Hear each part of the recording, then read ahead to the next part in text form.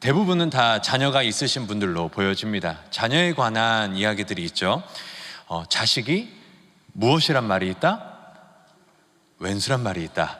네, 이 말도 있고요. 또 그럼에도 반대된 내용이죠. 눈에 넣어도 안 아픈 자식 없다. 자녀 이기는 부모 없다. 이런 이야기들이 많이 있습니다. 여러분의 자녀는 어떠하십니까? 정말로 부모 눈에 피눈물 흘리게 하는 이놈 자식입니까? 아니면은 아직도 너무너무 사랑스러운 이쁜 자식입니까? 오늘 우리는 자식 때문에 피눈물 흘리는 다윗의 모습을 보게 됩니다. 그 가운데 이 다윗의 눈물은 어떠한 의미를 갖고 있는지, 또 이 말씀을 통해서 우리에게 주시는 하나님의 말씀이 어떠한 것인지를 또 듣고 깨달아지고 새겨지는 은혜가 가득한 시간 되시기를 축복합니다. 오늘 성경을 보면 두 사람은 뛰고 있고 다윗은 문 사이에 앉아 있다라고 합니다. 안쪽 문과 바깥 문 사이에 이제 앉아서 기다리고 있는 건데, 두 사람은 왜 뛰고 있을까요? 이 광경을 이해하기 위해서는 이 전에 있었던 이야기들을 좀 간단히 기억해 봐야 합니다. 바로 다윗의 셋째 아들 나발의 아내 되었던 아비가엘의 소생, 이제 그 압살롬의 반역이 있었던 거죠.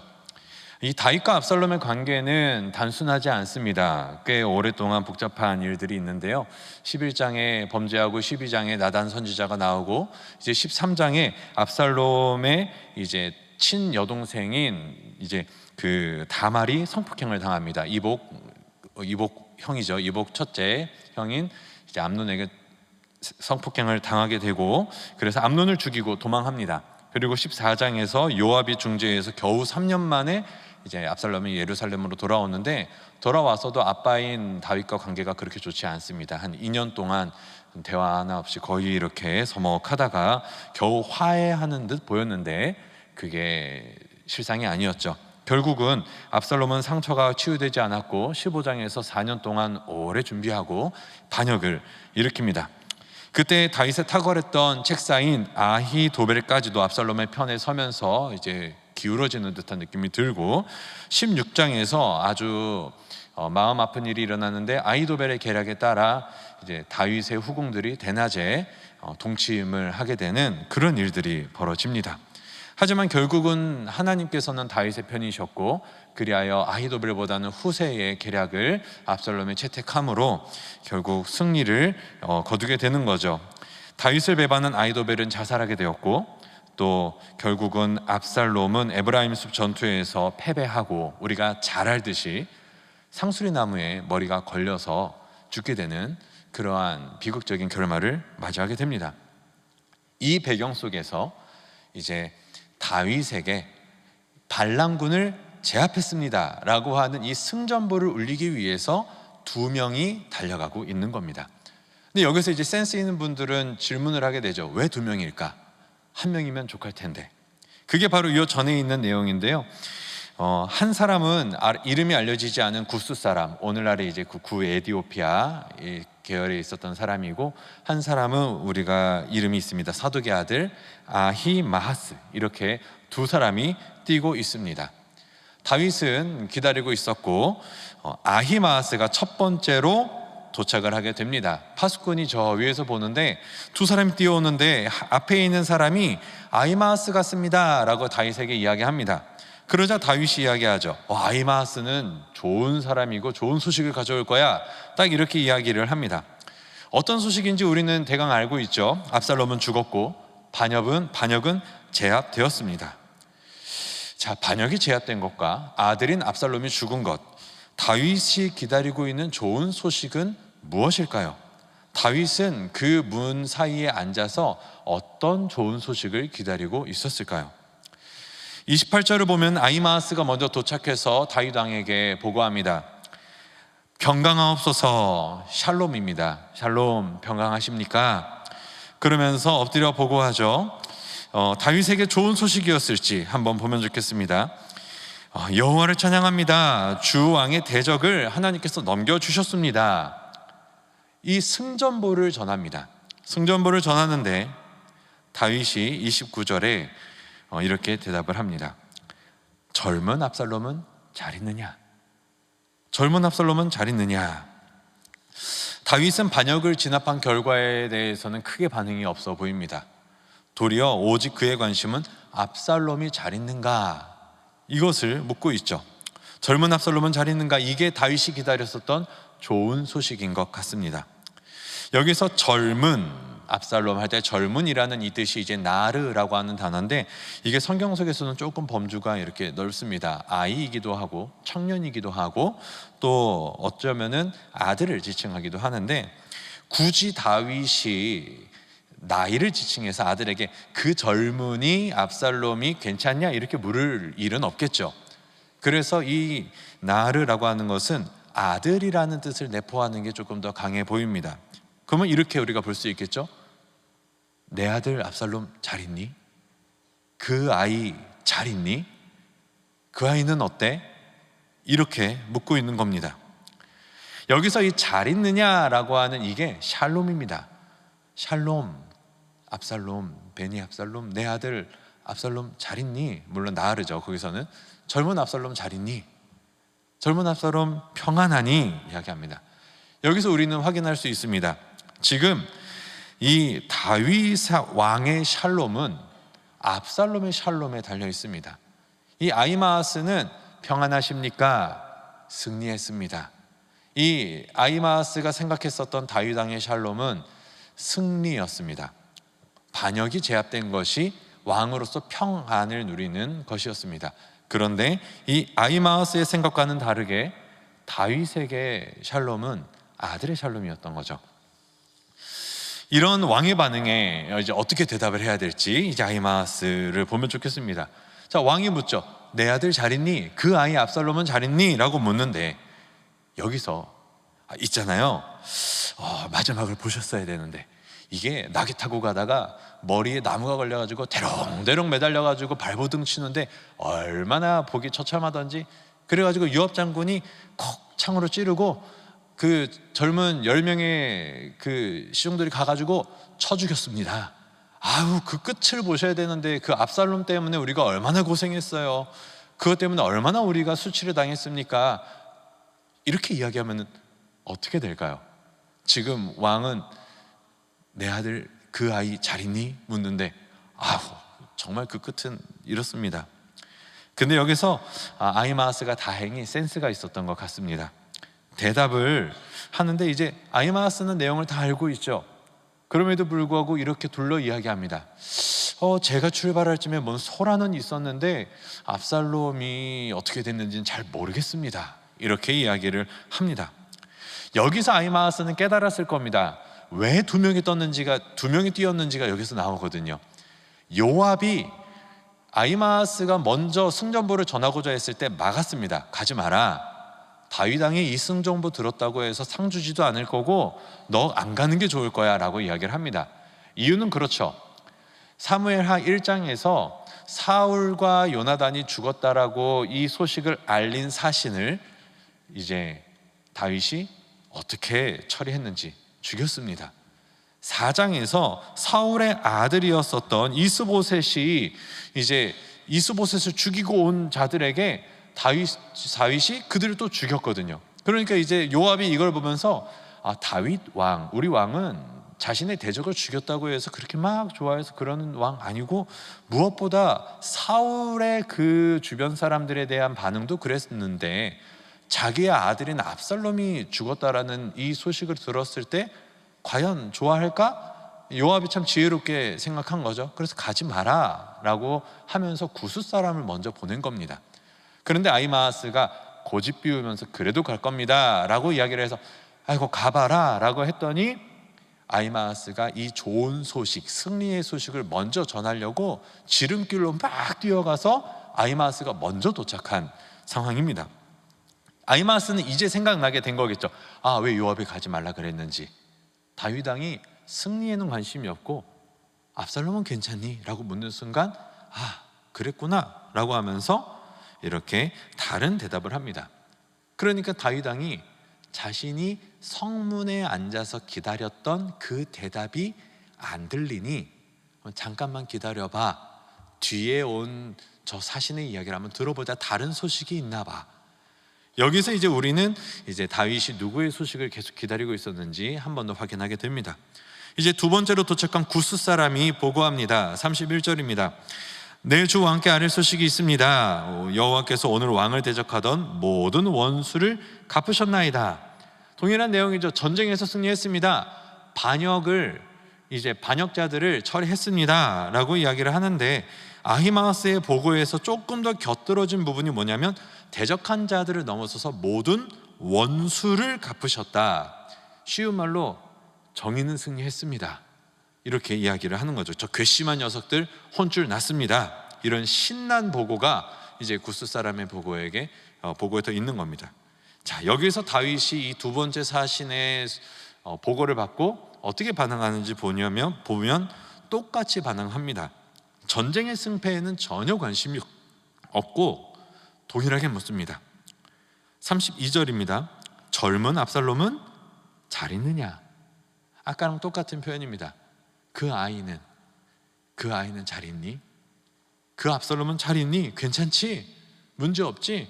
내가 너희들 싸우기 전에 좀 압살롬은 좀 잘 봐줘라 이렇게 내가 부탁했잖아. 괜찮지? 라고 이렇게 묻습니다. 그런데 이 구스 사람은 아히마아스처럼 요압이 막지도 않았고 아마 그런 생각도 하지 못했었던 것 같습니다. 아주 자신의 왕을 대적한 반역자들을 무찔렀다라는 사실에 신이 나서 왕이 이 소식을 들으면 좋아하시겠지라고 하면서 더 큰 자부심을 갖고 힘차게 이야기합니다. 하지 말아야 될 말을 해버린 거죠. 아이고 왕이시여, 앞으로 왕을 대적하는 자들, 왕에게 악을 행하는 자들은 모두 그 청년처럼, 그 압살롬처럼 되기를 바랍니다. 압살롬처럼 혼쭐이 나야 됩니다. 그런 결말을 맞이해야 됩니다. 이렇게 이야기를 해버리는 겁니다. 이 말은 압살롬이 죽었음을 분명히 이야기하고, 압살롬이 그냥 죽은 게 아니라 모든 원수들의 본보기가 될 만큼 처참하고 그런 잔인한 죽음을 맞이했다라는 것을 내포하고 있는 대답이었습니다. 다윗은 그제서야 처절하게 울부짖기 시작합니다. 33절입니다. 왕의 마음이 심히 아파 문 위층으로 올라가서 오니라. 그가 올라갈 때에 말하기를 내 아들아, 내 아들 압살롬아, 내 아들 압살롬아, 차라리 내가 너를 대신하여 죽었더면 압살롬 내 아들아 하였더라. 여기서 왕의 마음이 심히 아파라고 하는 이 단어는 극도로 공포에 떨다 또는 흥분하다, 불안하다라는 이 의미를 갖고 있습니다. 부들부들 떠는 거죠. 자녀의 죽음을 확인한 부모를 상상해 보시면 되겠습니다. 다시는 볼 수 없다라는 그 두려움, 그 극도의 떨림, 떠는 것을 넘어서서 주체하지 못하는 그 아픔, 그 모습을 갖고 다윗이 한 걸음 올라가는 거죠. 제가 사역을 하면서 처음 장례를 집도했었던 게 청년부 사역 때였습니다. 한 이제 근 10년 가까이 되는 것 같은데, 그때 저도 어린 나이였지만 어떻게 제가 장례를 좀 집례하게 됐었는데, 그 장례가 너무 특이한 장례였습니다.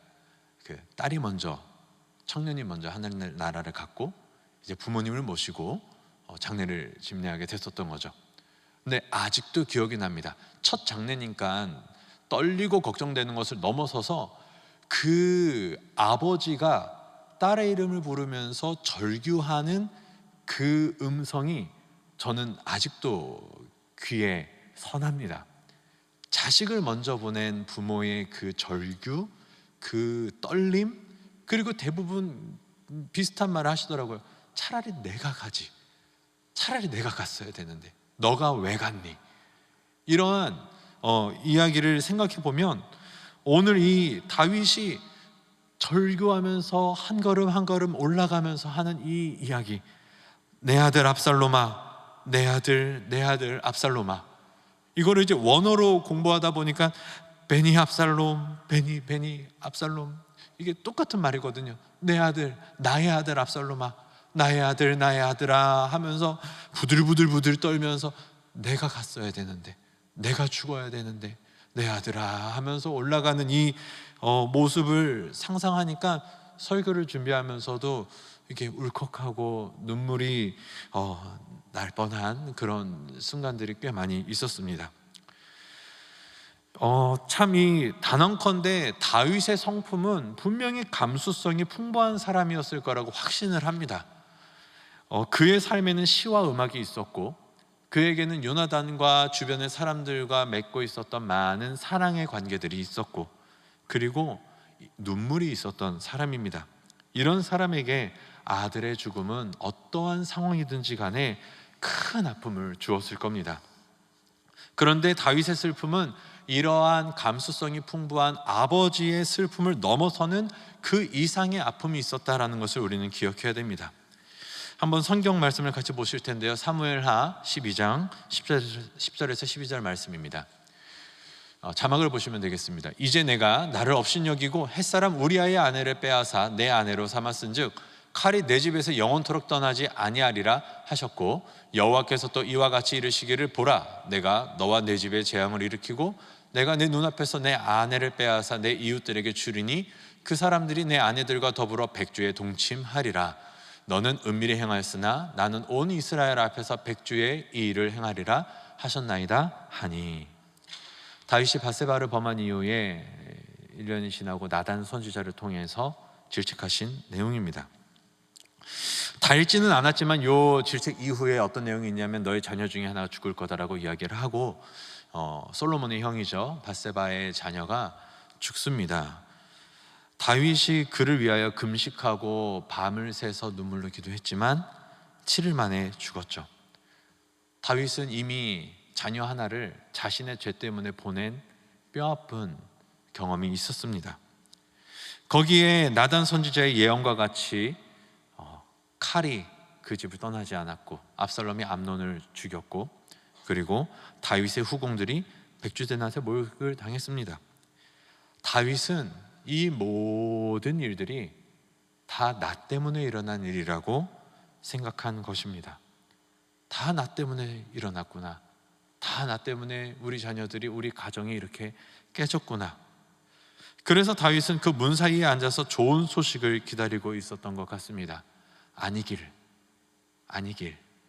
내가 생각하는 그 결과는 아니길. 근데 결국은 압살롬이 죽습니다. 조금 더 이거를 깊이 공부하다 보니까, 깊이 연구하다 보니까 보이는 것이 다윗의 죄는 이중사형입니다. 간음을 했고요, 고의적인 살인을 했습니다. 우리아를 의도적으로 죽게 했고 남의 아내를 범했죠. 이중사형입니다. 그런데 다윗은 용서받았지만 압살롬의 죽음을 생각하면 압살롬이 나무에 매달려서 죽었습니다. 신명기의 말씀처럼 저주받았죠. 그리고 그의 시체는 돌무더기에 쌓여 있습니다. 아간의 죽음을 생각하게 합니다. 그러한 내가 받았어야 할 저주와 저주가 내가 아닌 내 자녀에게 있다라는 그 사실을 생각하게 됐을 때 이 다윗이 내 아들아, 내가 죽었어야 되는데, 내가 저주받았어야 되는데 왜 네가 죽었니? 이러한 절규가 보여집니다. 그런데 잊지 말아야 할 것이 있습니다. 다윗은 압살롬의 아버지이기도 했지만 지금 왕이라는 사실입니다. 여기서 우리는 굉장한 딜레마를 보게 됩니다. 왕으로서의 다윗은 지금 이 압살롬의 반역에 대해서, 반역의 수괴이자 나라의 원수고 나라와 자신인 왕에게, 자신에게 악을 행한 압살롬의 죽음을 좋은 소식으로 받아들였어야 한다는 겁니다. 그래서 이제는 반역이 끝났다, 왕국의 평강, 샬롬을 선언하는 역할을 했었어야 됩니다. 그런데 다윗은 왕으로서 이러한 역할을 감당하기보다는 아버지로서 여전히 나르, 젊은 그 압살롬, 내 아들로 여기면서 그의 샬롬만, 그의 평안만 묻습니다. 아버지로서의 그 사랑을 포기하지 못합니다. 결과적으로 다윗은 아버지로서, 왕으로서의 역할, 이 두 가지를 모두 감당하지 못하는, 모두 실패하는 그러한 결과를 맞이합니다. 공의로운 왕이 되는 것에 실패했고, 그렇다고 해서 아들을 구원하는 아버지가 되지도 못했습니다. 이 딜레마는 결국은 인간인 왕으로서는 해결할 수 없는 문제, 죄가 갖고 온 이 처절한 저주를 다윗은 해결하지 못했음을 우리는 이 눈물을 통해 보게 됩니다. 이러한 해결 불가능한 딜레마의 절정에서 터져나온 다윗의 눈물이, 이 다윗의 울부짖음이, 우리가 이걸 조금 잘못 생각해서 오늘날의 가계조주론으로 가면 안 됩니다. 오늘날에도 우리가 잘못하면은 자녀들이 이렇게 안 좋게 되겠구나, 이거는 우리가 성경적으로 받아들이지 않습니다. 이게 아니라 도리어 이 눈물을 통해서 봐야 되는 것은 역설적으로 유일한 해결책 되시는 예수 그리스도를 보게 한다라는 사실에 우리는 집중해야 합니다. 차라리 내가 너를 대신하여 죽었더라면 이라는 이 다윗의 간절한 외침은 인류 가운데에, 우리 가운데에 아마 가장 처절한 소원일 겁니다. 부모가 할 수 있는 가장 큰 사랑이겠죠. 내가 널 대신해서 죽겠다. 그런데 다윗은 그러한 소원이 있었을지라도, 그것이 진정한 사랑이었을지라도 그것을 행할 수 있는 능력도 없었고, 그것을 행할 수 있는 어떠한 자격도 없었습니다. 왜냐하면 다윗 스스로가 죄인이었고 다윗 스스로가 죽어야 될 사람이었기 때문이죠. 그러나 이 다윗의 불가능한 소원이, 이 간절한 외침, 내가 너를 대신하여 죽었더라면 하는 이 소원이 그리스도로 인하여 현실이 됩니다.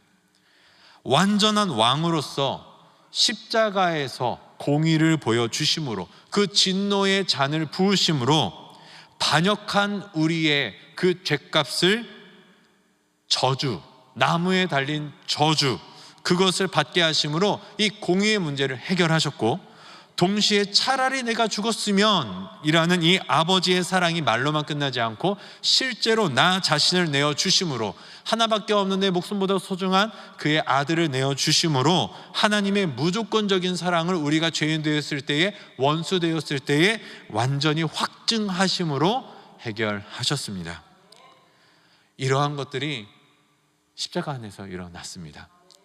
우리 시편 85편 시편을 보게 되시면 이러한 고백이 있습니다. 인애와 진리가 같이 만나고 의와 화평이 서로 입 맞추었으며, 인애와 진리, 헤세드와 에메트가 만나게 되고 의와 화평, ጼ데크와 샬롬이 만나는 불가능할 것 같은 일이 하나님의 구속 사역 가운데에, 십자가 위에서 그리스도의 사역 가운데에서 온전히 일어난 것입니다. 사랑과 공의의 문제가 완전히 해결되었죠. 왕으로서, 아버지로서 해결할 수 없었던 문제가 눈물로 끝나는 것이 아니라 이제는 완전히 해결된 것입니다. 사랑하는 성도 여러분, 다윗의 처절한 눈물은 하나님의 공의로운 심판이 다윗의 가문에 임하는 이 비극을 처절하게 보여주는 가운데에, 이 비극의 한복판 가운데에서 스스로를 구원할 수 없는 인간의 한계와 반역자를 대신해서 죽으려고 하는 이 아버지의 진짜 사랑이 동시에 보여지는 그 본문임을 알게 됩니다. 그러나 그 다윗조차도 아버지로서도 왕으로서도 눈물밖에는 흘릴 수 없는 그러한 처절한 한계에 부딪힐 때에 이 모든 깨어짐과 슬픔, 죄로 인해서 들어온 우리 인생의 이 눈물로 가득 찬 인생이 우리를 대신하여 죽으신 참된 샬롬을 가져오신 그리스도 안에서, 우리의 모든 공의가 하나님 앞에서 해결되게 하신 그 십자가의 예수 그리스도 안에서 해결되었음을 믿으시기를 축복합니다. 이제 우리가 십자가를 붙들고 그 그리스도 안에 거할 때에 이제 우리는 눈물이 아닌 그리스도의 피를 흘림으로, 그리스도의 피로 인하여 이제는 이 눈물밖에 없을 수밖에 없는 이 죄로 인해서 망가진 인생 가운데에 예수 보혈로 평안하십니까? 평안합니다. 샬롬을 외칠 수 있는 그러한 복을 우리에게 주셨다라는 사실입니다. 사랑하는 성도 여러분, 평안하십니까? 우리 인생 가운데의 죄로 인하여 어그러진 많은 것들, 해결할 수 없었던 모든 문제들이 그 십자가의 보혈 가운데에 해결되고, 그리하여서 우리 가운데에 참된 샬롬이 임하는 우리 귀한 성도님들 되시기를 주님의 이름으로 축복합니다.